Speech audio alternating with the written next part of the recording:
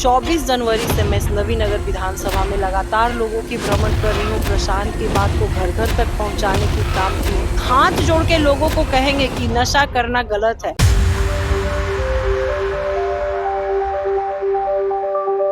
नमस्कार, आप देख रहे हैं ऑल इंडिया न्यूज़ टुडे। आज हमारे साथ अर्चना मैम जी हैं, जो कि नवीनगर विधानसभा क्षेत्र से स्वराज से संभावित प्रत्याशी हैं।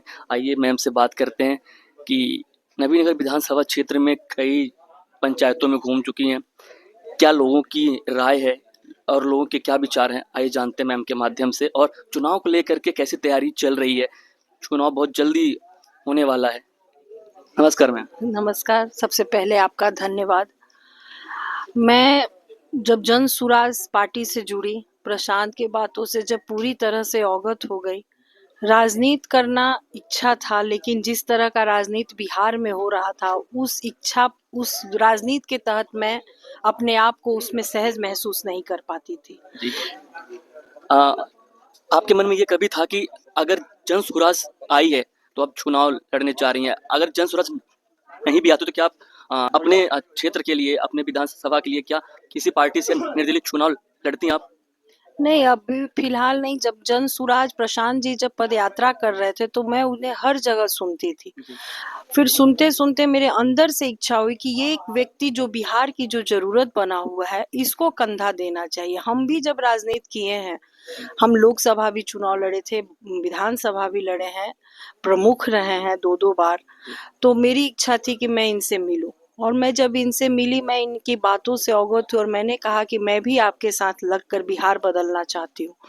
जब मैं पूरी तो उन्होंने कहा कि आप अपना कोई चुनिए, तो मैंने नवीनगर विधानसभा चुना कि सर वहाँ भी बहुत सी समस्या है, वहाँ भी लोग दोनों पार्टियों में ही रहकर अपना मत देते हैं। लोग समझ नहीं पाते हैं, आक्रोश तो है अंदर से, लेकिन वोट कहीं ना कहीं देना है, तो कभी इस दल को जिताते हैं, कभी उस दल को जिताते हैं। और जो सही में विकास का पैमाना और किस बात से होगा, वो आपके पैमाने से झलकता है कि जो प्रशांत कह रहे हैं इस पैमाने से बिहार का विकास होगा। तो मैं उनकी बात को लेकर मतलब 24 जनवरी से मैं नवीनगर विधानसभा में लगातार लोगों की भ्रमण कर रही हूँ। प्रशांत की बात को घर घर तक पहुंचाने की काम की हूँ। उसके बाद जब प्रशांत ने मेरे कामों को देखा है, तब उन्होंने मुझे कहा कि आप वहाँ की प्रत्याशी बनिए, और लोगों का जो है, और लोग मोटिवेट भी हो रहे हैं, क्योंकि पहली बार उन लोग को लग रहा है कि विकास का पैमाना बुनियादी चीज से होता है। विकास का पैमाना जाति पाति और धर्म से नहीं होता है। विकास का मतलब परिवार में कैसे रोजगार हो, परिवार में अच्छी शिक्षा कैसे हो, क्योंकि प्रशांत 3 पीढ़ी की बात कर रहे हैं। 15 वर्ष के कम उम्र के बच्चे की अच्छी शिक्षा, 20 से 30 वर्ष के बच्चों के लिए रोजगार, और 60 वर्ष के ऊपर के जो बुजुर्ग हैं उनको एक सम्मानजनक स्कोर। तो पूरा बिहार इस सोच से प्रभावित है, पूरे बिहार के लोग, क्योंकि जो दोनों दल बैठा हुआ है वो लोग विकास का दावा तो करता है, और हमारे जो युवा पीढ़ी है उस दावा को जब किताब में देखते हैं तो उनको समझ में नहीं आता कि जब इतना विकास हुआ तो बिहार 28वें पायदान पर क्यों, इतना पीछे क्यों? हाँ इतना पीछे क्यों। तो अच्छा, जैसा कि आपने कहा कि नवीनगर विधानसभा क्षेत्र में आप जगह जगह जा रही हैं, लोगों से मिल रही हैं, तो क्या लोग जागरूक हो रहे हैं? बहुत बहुत जागरूक हो रहे हैं। कहीं कहीं पे मैं जाती हूँ तो मुझे इतना खुशी होता है, यंग जनरेशन मुझे देखते के साथ कहता है कि जन सुराज आ गया। हम लोग जुड़े हैं मैडम, कोई ऑनलाइन जन सुराज की सदस्यता ग्रहण किया, कोई प्रशांत के बातों से इतना प्रभावित है कि लोग फोन कर करके मुझे बुलाते हैं कि हम लोग आपसे जुड़ना चाहते हैं, हम लोग पार्टी से जुड़ चुके हैं, इस बार अर्चना जी हम लोग से मिलिए, हम लोग सब आपको मत देंगे, हम लोग बदलेंगे, बिहार ही नहीं नवीनगर भी बदलेगा। अच्छा, जिस तरह से प्रशांत जी विपक्ष के कई नेताओं का थोड़ा सा पर्दाफाश कर रहे हैं, या कुछ न कुछ जो चीजें हैं जो जनता अब तक उन चीजों से अवरुद्ध नहीं थी, जनता नहीं जानती थी, इस पे क्या कहेंगे? प्रशांत जी लगातार विपक्ष में जो लोग बैठे हैं, जो सत्ता में थे, और इस तरह से जनता के साथ भेदभाव चल रहा था, उसमें आप क्या कहेंगे? देखिए, हम लोग बिहार की जनता समझ नहीं पा रही थी कि विकास अगर हो रहा है, इतना योजनाएं हैं, तो फिर धरातल पर उतर क्यों नहीं रहा है, और जनता त्रस्त थी। लेकिन ये जो दोनों पार्टियां हैं, चाहे महागठबंधन विपक्ष में बैठे, चाहे एनडीए विपक्ष में बैठे, ये लोग दोनों कभी एक दूसरे के बारे में पर्दाफाश करता ही नहीं था, क्योंकि दोनों लोग घी पी रहे थे, मिली भगत था, वो उन लोग को सरकार में रहने की आदत थी। तो प्रशांत ने कहा कि जितनी भी सरकारी योजना चली है वो वो सरकारी योजना जब धरातल पे नहीं है तो वो फंड गया कहाँ? तो उसी का खुलासा है। वही फंडिंग जो सरकार, बिहार सरकार के खजाने से जनता के नाम पर जो खजाना निकला, वो जनता के पास नहीं पहुंचा, चंद अफसरों और चंद राजनेताओं के पास पहुंचा। और वो सारा डॉक्यूमेंट बिहार की ही जनता या बिहार के ही किसी पदाधिकारी जो इन नेताओं से त्रस्त है, चाहे जो ईमानदार नेता आज भी हैं, वो सारे डॉक्यूमेंट प्रशांत को उन्हीं लोग के माध्यम से मिल रहा है। और सब लोग को इस बात से, सबसे बड़ी बात कि प्रशांत एक ईमानदार व्यक्ति है, प्रशांत को कोई खरीद नहीं सकता। तो समझिए कि ये जो टोटल डॉक्यूमेंट है वो प्रशांत के ही पास क्यों जा रहा है?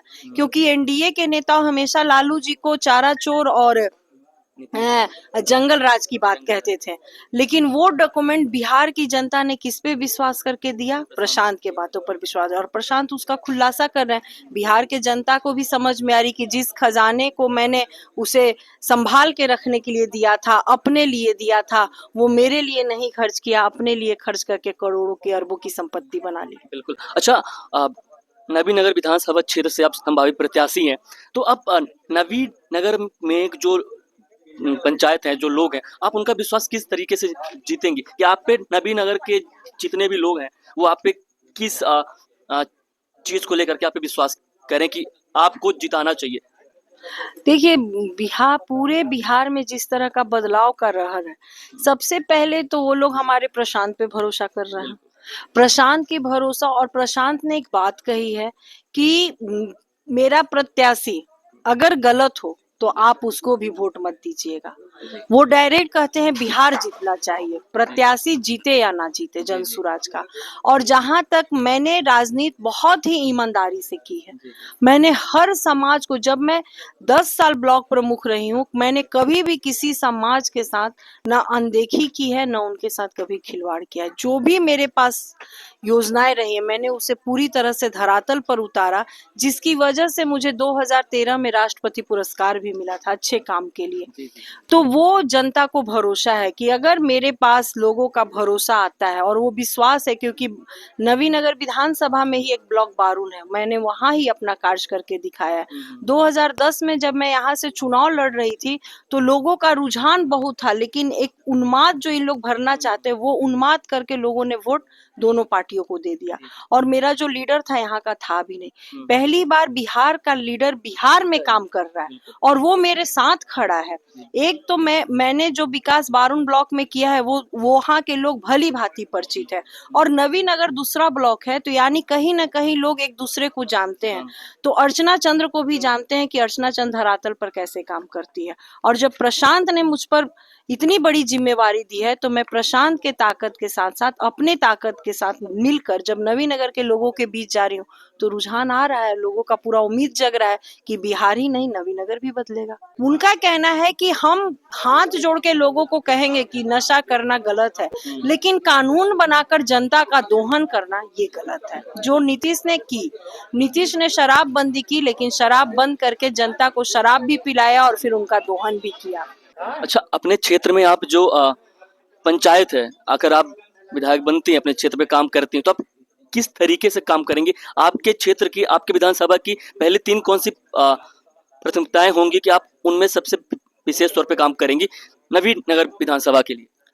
पार्टी का ही जो सबसे पहला रोजगार। हाँ, मेरी इच्छा रहेगी, जो पहला बात, नवीनगर में 2-2 एनटीपीसी है। बिल्कुल। 2-2 एनटीपीसी में यही माननीय मुख्यमंत्री जी ने, किसान जब अपना जमीन नहीं दे रहे थे तो वो खुद आकर आश्वासन दिए थे कि आप जमीन दीजिए, हर घर को रोजगार मिलेगा। आज भी यहाँ विस्थापित किसान संघर्ष कर रहे हैं, उन्हें उनकी जमीन भी चली गई, रोजगार भी नहीं मिला। चंद चालाक लोग एनटीपीसी का फायदा उठा रहे हैं। मेरा सबसे बड़ा मोटो रहेगा कि जो एनटीपीसी का नियम है, जो एनटीपीसी कहता है कि अगर किसी विधानसभा में एनटीपीसी है तो उनका कहना है कि कितना किलोमीटर तक हम बिजली, स्वास्थ्य और शिक्षा, अच्छी शिक्षा, अच्छी स्वास्थ्य और बिजली मुफ्त देंगे, वो सब इस नवीनगर को नहीं मिला। मेरी प्राथमिकता होगी कि वो सब, ये सब चीज मिले, और हमारे पार्टी का मोटो है कि रोजगार मिले। तो मैं चाहूंगी कि नवीनगर के जो बच्चे आज एनटीपीसी होने के बावजूद भी, जो भी उनके पास डिग्रियां हो, जहां तक हो सके मैं उनसे मिलकर उनको सहयोग करूंगी और यहाँ रोजी रोजगार की व्यवस्था करूंगी। अच्छी शिक्षा, अच्छी हॉस्पिटल भी एनटीपीसी के देने में योजना था, वो भी अभी तक इस नवीन नगर को नहीं मिला। मेरा काम उस पर भी चलेगा, क्योंकि अगर सरकार अच्छी शिक्षा और अच्छा स्वास्थ्य पर ध्यान दे दे तो समाज का विकास हो जाएगा। क्योंकि आज समाज का बहुत बड़ा पैसा, एक तरफ हम शिक्षा में 60,000 करोड़ रुपया बिहार सरकार का लगवा रहे हैं, उसके बावजूद भी पैसे का माने गार्जियन जो अपने प्राइवेट स्कूल में बच्चे को पढ़ा रहे हैं उनका अच्छा खासा पैसा जा रहा है। हमारे यहाँ प्राथमिक स्वास्थ्य केंद्र होने के बावजूद भी अगर आप बीमार पड़ते हैं तो बहुत एक साथ आपका 5 लाख 10 लाख उड़ जा रहा है। जब सारी सब कुछ हमारे सरकार के पास है तो अगर अच्छी शिक्षा और अच्छा स्वास्थ्य अगर किसी भी समाज को दे दी जाए तो करप्शन समाप्त होगा और समाज का विकास हो जाएगा। बिल्कुल बिल्कुल। और एक चीज मैम आपसे पूछना था, जैसे प्रशांत जी कह रहे हैं कि हमारी सरकार बनते ही हम 1 घंटे के अंदर जो शराबबंदी है वो हम चालू करवा देंगे, इसमें क्या कहेंगे? इसमें यही कहेंगे कि ये शराब बंद है, ये सिर्फ कानून में है, बिल्कुल। धरातल पर कहीं नहीं है। आज धरातल पर मैं गांव-गांव जा रही हूँ, जिस नीतीश कुमार ने कहा कि दारू बंद करके हम महिलाओं को सशक्त करेंगे, आज सबसे कमजोर महिला दिखती हैं, क्योंकि दारू तो कहीं ना कहीं से आ रहा है, अमेज़न बना हुआ है, होम डिलीवरी हो रहा है और होम डिलीवरी में पदाधिकारियों के, भ्रष्ट नेताओं के ही चक्कर में शराब तो बिहार में आ रहा है, क्योंकि गैलन के गैलन शराब पकड़े जाते हैं और वो गैलन कहीं न कोई गैलन पार हो रहा है, कोई गैलन पकड़ा जा रहा है, यानी वहाँ उस गैलन वो जो वैन है उसने कुछ पदाधिकारियों के साथ सामंजस्य नहीं बैठाया। अगर सामंजस्य बैठा है तो शराब आराम से आ रहा है और गरीब जनता का मशीन डालकर मुंह सूंघकर उनको पकड़ लिया जा रहा है और पकड़ के उनसे अच्छा खासा पैसा लिया जा रहा है, जिसमें महिलाएं ही लाचार है। उनके पति पकड़े गए, उनके बेटे पकड़े गए, वो कभी थाना दौड़ती हैं, कभी कचहरी दौड़ती हैं। और जिस तरह का सूखा नशा बिहार के बच्चे ले रहे हैं, क्योंकि हम पंचायत में जा रहे हैं, तो प्रशांत ने एक लाइन बोला था कि अगर शराब एक तो आपने थोप दिया, कानून बना दिया, और जबकि शराब चल रहा है जी, और शराब चल भी रहा है और वो जो पैसा है चंद माफियाओं के पास जा रहा है और जिससे बिहार को 20,000 करोड़ सालाना लॉस हो रहा है। तो हम शराब को लागू कर देंगे, हमारा खजाना भी भरेगा और जो पंजाब में जो हमारा जो पंजाब की स्थिति हुई थी कहीं हमारे बिहार। अच्छा प्रशांत किशोर जी, जो जनता के लिए जो वादे कर रहे हैं, चाहे पलायन का हो, शिक्षा का हो, रोजगार का, बेरोजगारी का, जो भी बातें कर रहे हैं कि हम ऐसा कर देंगे अगर हमारी सरकार बनती है, क्या लगता है कि करेंगे या नहीं करेंगे? करेंगे, प्रशांत बिल्कुल करेंगे। ये दर्द लेकर ही प्रशांत इस बिहार को बदलने आया है। प्रशांत का पहला ही मोटो है पलायन रोको, रोजगार दो, अच्छी शिक्षा दो। वो तो कहते हैं कि बिहार के पास इतना पैसा है, 3 लाख करोड़ रुपया है। हम चाहेंगे अगर हमारा नेता ईमानदार हो जाए ना, अगर नेता ईमानदार है और नेता की इच्छा हो जाए कि जब धरातल पर काम होना चाहिए तो वो काम दिखेगा। और प्रशांत बहुत ईमानदारी के साथ लगे हुए और मुझे पूरा विश्वास है कि प्रशांत जो भी वादा किए हैं उस वादे के तहत वो धरातल पर उतारेंगे और लोगों का विकास होगा।